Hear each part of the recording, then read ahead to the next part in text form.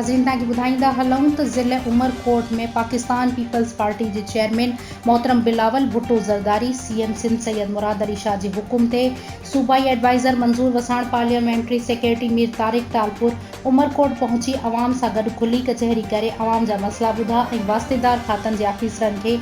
जल्द मसला हल करण जी हिदायत कई। रिपोर्ट जेठानंद मटराणी मुताबिक इन मौके ते मुकामी MPA सैयद अमीर अली शाह, MPA कासिम सिराज सूमरो, अगूणो चेयरमैन ज़िला काउंसिल डॉक्टर सैयद नूर अली शाह, ज़िले जनरल सेक्रेटरी सूफी नवाज सूमरो,